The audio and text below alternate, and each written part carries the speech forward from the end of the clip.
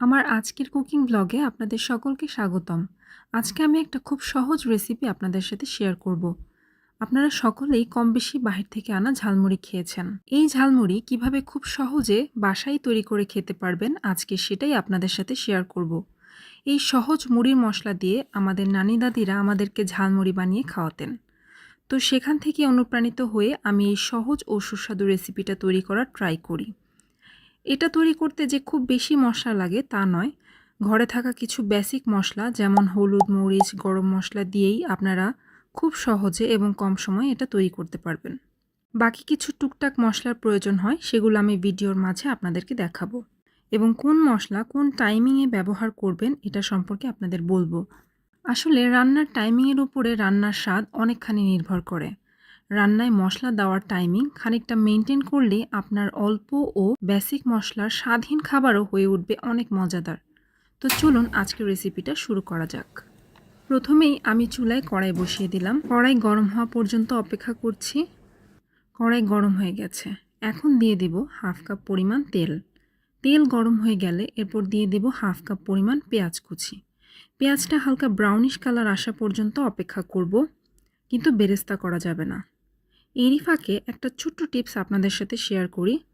কড়াই গরম হয়ে যাওয়ার পর তেল গরম হয়ে যাওয়ার পর রান্নার উপকরণ দিয়ে রান্না শুরু করলে কোনো কিছুই আর কড়াইয়ে লেগে যাবে না। আশা করি এই ছোট্ট টিপসটা আপনাদের সকলের উপকারে আসবে। পেঁয়াজ হালকা ব্রাউনিশ কালার হয়ে এসেছে। এবার এর মধ্যে দিয়ে দিব 1 চা চামচ আদা বাটা আর দিব 1 চা চামচ রসুন বাটা। আদা রসুন বাটাটা তেলে হালকা ভাজতে ভাজতেই দিয়ে দেব 2টো তেজপাতা। মোটামুটি ভাজা হয়ে গেলে এরপর সামান্য পানি দিয়ে এগুলোকে একসাথে কষাতে থাকব। এরপর দিব একটা এলাচ, একটা লবঙ্গ আর 1 টুকরো দারচিনি দিয়ে কষাতে থাকব। এরপর দিয়ে দিব হাফ চা চামচ হলুদের গুঁড়ো, হাফ চা চামচ মরিচের গুঁড়ো, হাফ চা চামচ জিরার গুঁড়ো ও হাফ চা চামচ ধনিয়ার গুঁড়ো দিয়ে আবারও কিছুক্ষণ কষাতে থাকব।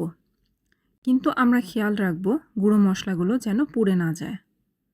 এরপর দিয়ে দেব পরিমাণ মতো লবণ। আমি এখানে হাফ চা চামচ লবণ দিচ্ছি, আপনারা আপনাদের স্বাদ মতো লবণ দিয়ে দিবেন। আর দিব হাফ চা চামচ চিনি। চিনি খাবারের স্বাদকে বুস্ট করতে হেল্প করবে। এরপর আবার কিছুক্ষণ কষিয়ে 2 থেকে 3টা কাঁচামরিচ ফালি করে দিয়ে দেব। এগুলো আমাদের ছোট্ট ছাদ বাগানের কাঁচামরিচ। ছাদ বাগানের ভিডিওটি যারা দেখেননি তারা ভিডিওটি দেখে আসতে পারেন। এরপর দিয়ে দেব 1 চা চামচ পরিমাণ গরুর মাংসের মশলা দিয়ে আবার কিছুক্ষণ একসাথে কষিয়ে সামান্য পরিমাণ পানি দিয়ে এটাকে নেড়ে নেড়ে কষাতে থাকব এবং তেল উপরে ওঠা পর্যন্ত অপেক্ষা করব।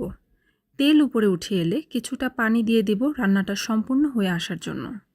এরপর পানি আস্তে আস্তে শুকিয়ে তেল উপরে উঠে আসবে। তেল উপরে উঠে এসে পড়লে বুঝতে হবে রান্নাটা হয়ে এসেছে। এরপর সবশেষে অ্যাড করব হাফ চা চামচ গরম মশলার গুঁড়া এবং হাফ চা চামচ জিরার গুঁড়া। এরপর নেড়ে মশলাগুলোকে মিশিয়ে নেব।